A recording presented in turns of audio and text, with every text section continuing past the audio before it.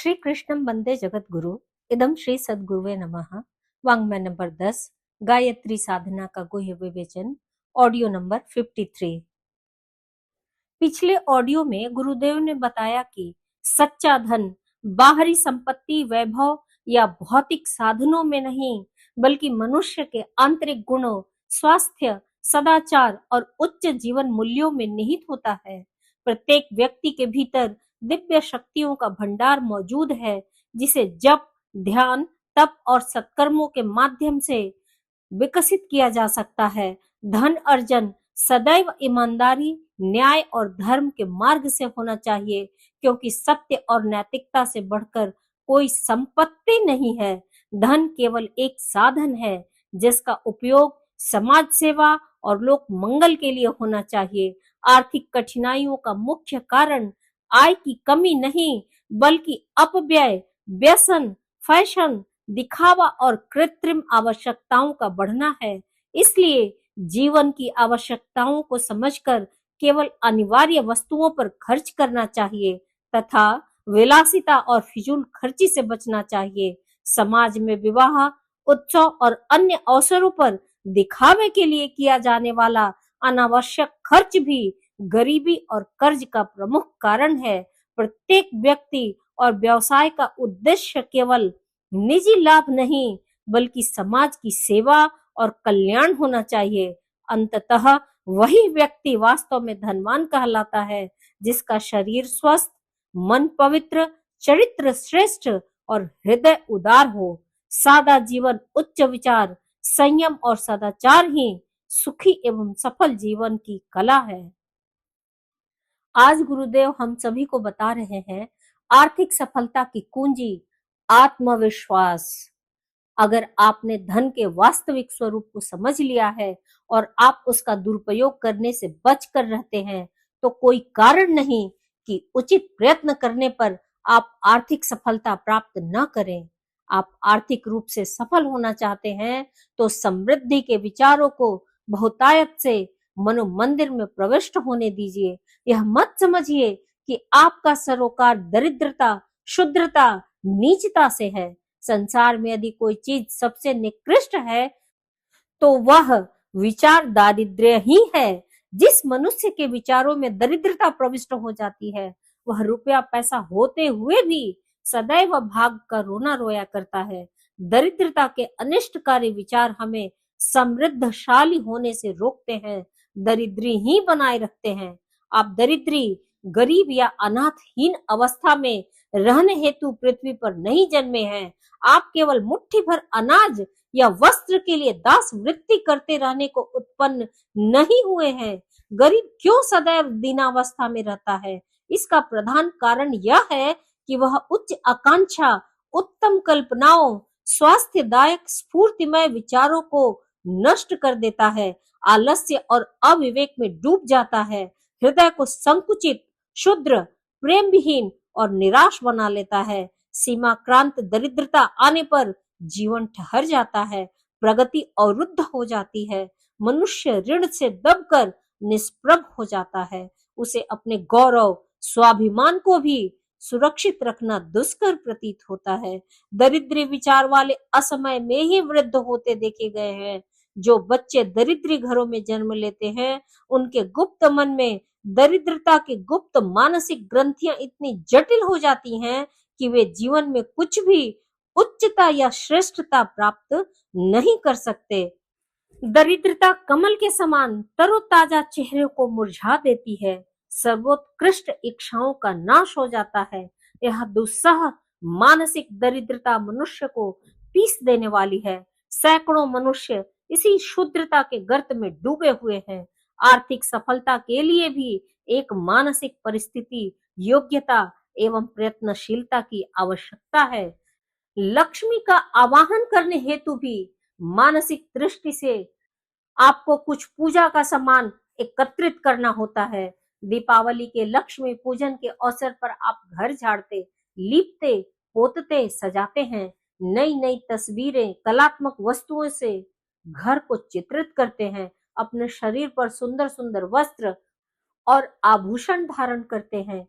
इसी भांति मानसिक पूजा भी किया कीजिए, अर्थात मन के कोने कोने से दरिद्रता, गरीबी, परवशता, क्षुद्रता, संकुचितता, ऋण के जाले विवेक की झाड़ू से साफ कर दीजिए। मानसिक पटल को आशावादिता की सफेदी से पोत लीजिए।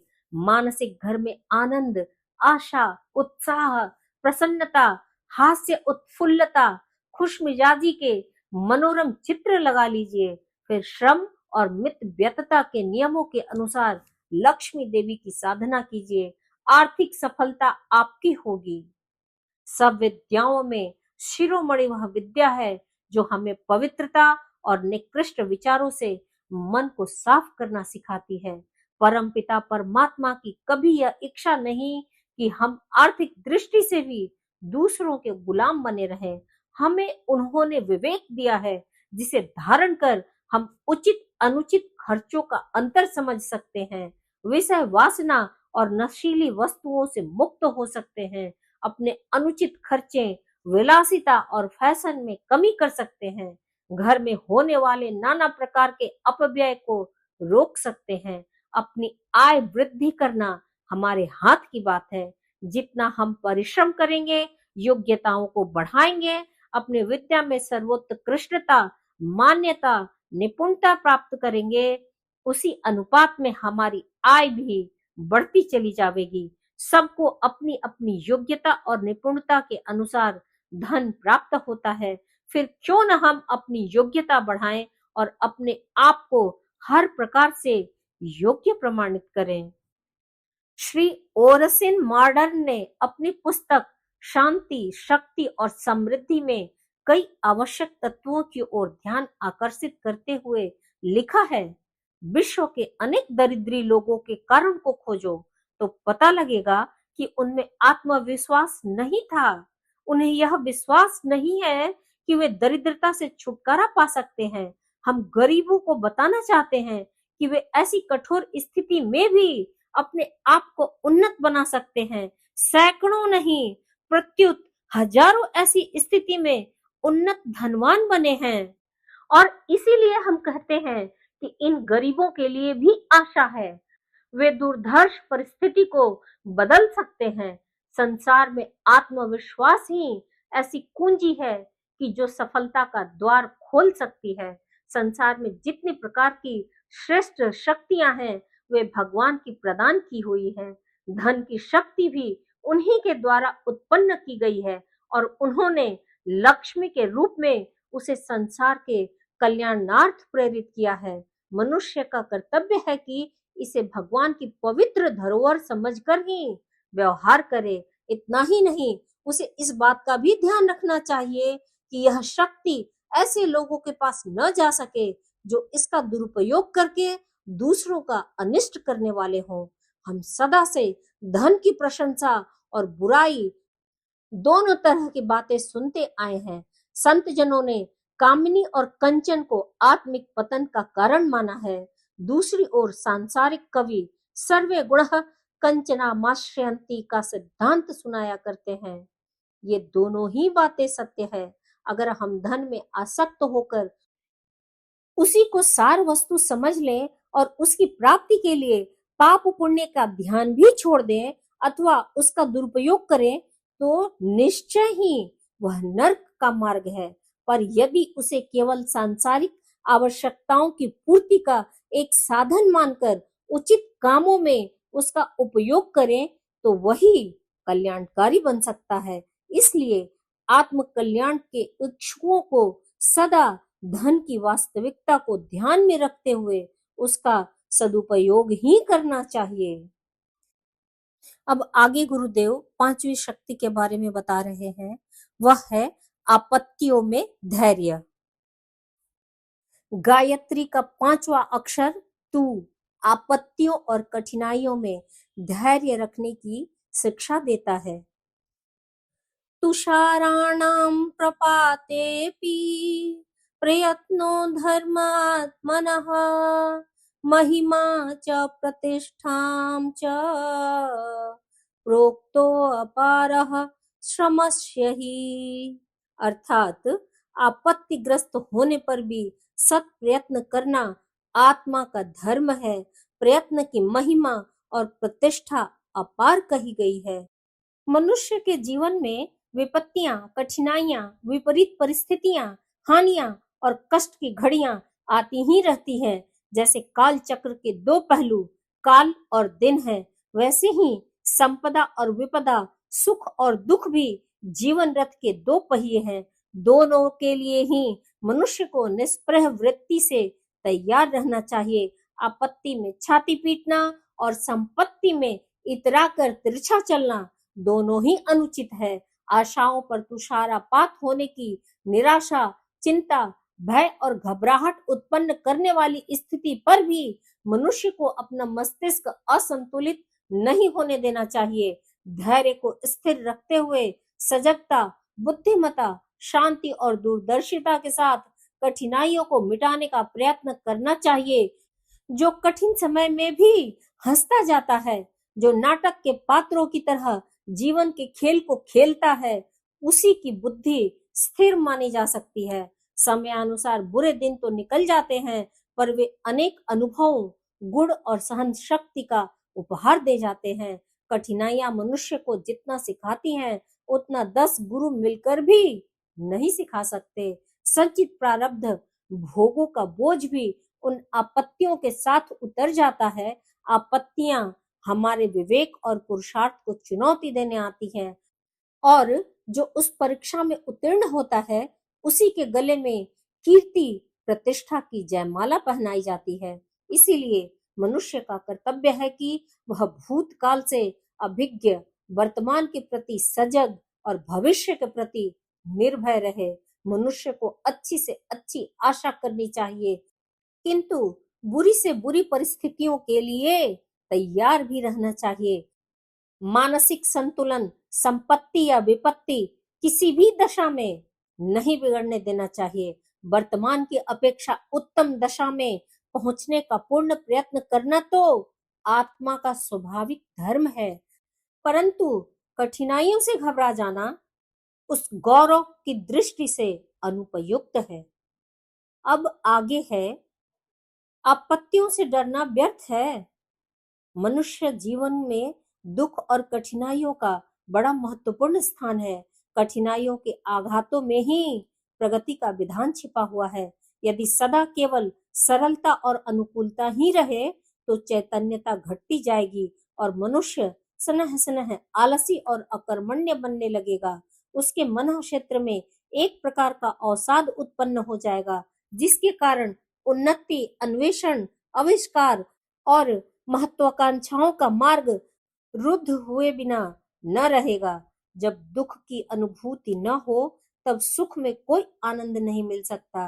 रात न हो, सदैव दिन ही दिन रहे, तो उस दिन से किसे क्या आनंद मिलेगा। यदि नमक, मिर्च, कड़वा, कसैला स्वाद न हो और केवल मीठा ही मीठा सदा खाने को मिले, तो वह मधुरता एक भार बन जाएगी। इसी प्रकार सुख में आनंद का आस्वादन होना तभी संभव है जब दुख का पुट साथ साथ में हो।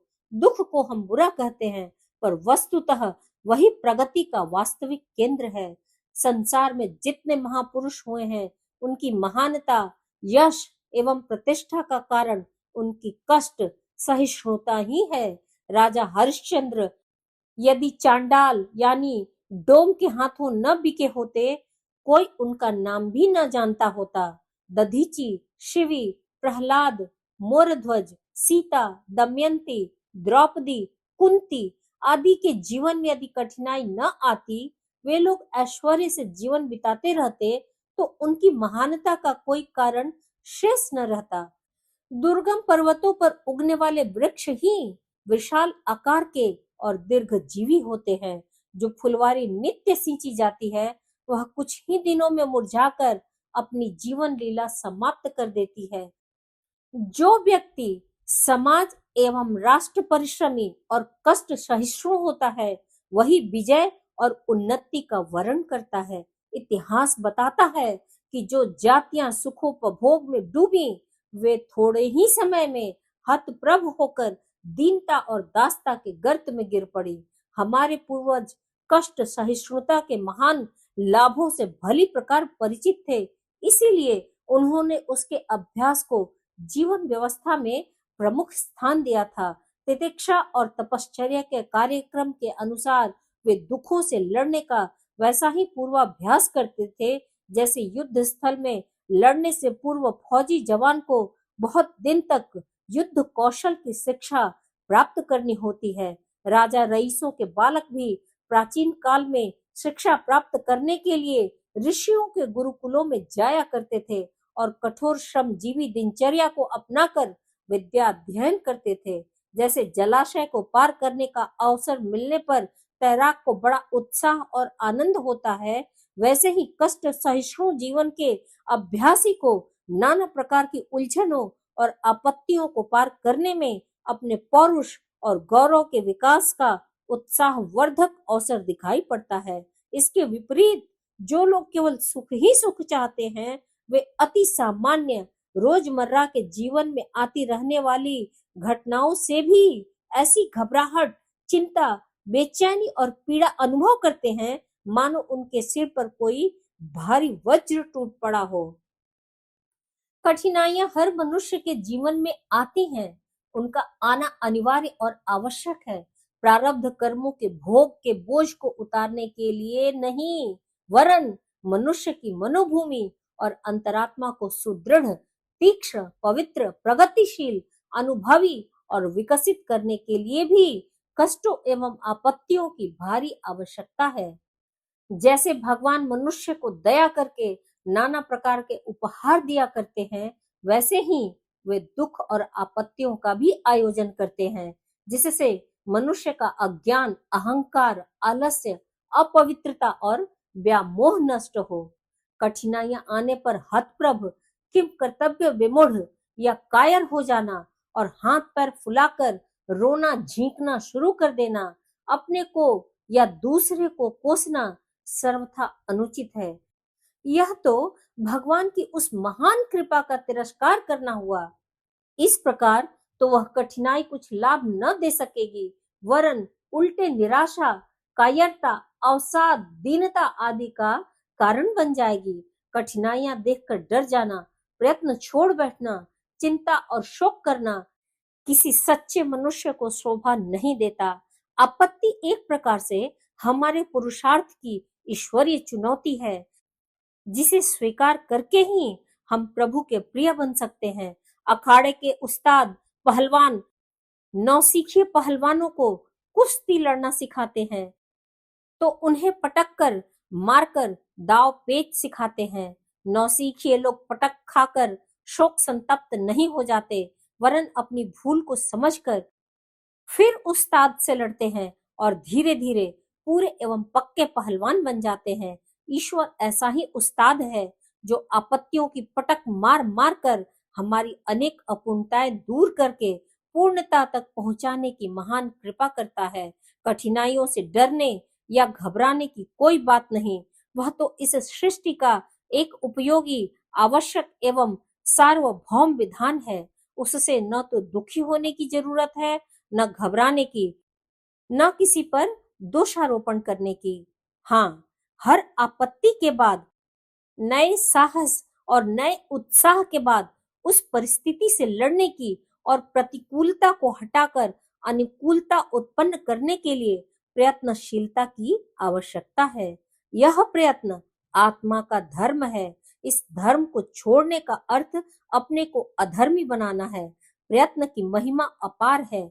आपत्ति द्वारा जो दुख सहना पड़ता है, उसकी अपेक्षा उसे विशेष समय में विशेष रूप से प्रयत्न करने का जो स्वर्णिम अवसर मिला, उसका महत्व अधिक है। प्रयत्नशीलता ही आत्मोन्नति का प्रधान साधन है, जिसे आपत्तियां तीव्र गति से बढ़ाती हैं।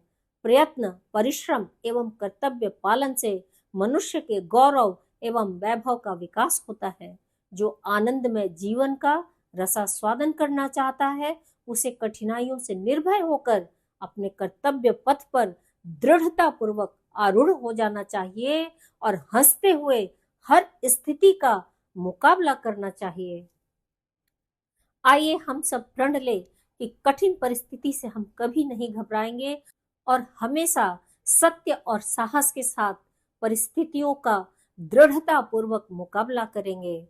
इसी के साथ आज का स्वाध्याय यहीं तक। सभी को प्रणाम। 21वीं सदी उज्जवल भविष्य। भारत माता की जय। सभी को प्रणाम। वाङ्मय अर्थात साहित्य, शब्द, विचार और भावना का दिव्य संग्रह। युग ऋषि गुरुदेव श्री राम शर्मा आचार्य की इस धरोहर को ऑडियो के रूप में सुनने के लिए चैनल को लाइक करें, सब्सक्राइब करें, गुरुवाणी को जन जन तक पहुँचाएं। हृदय से धन्यवाद।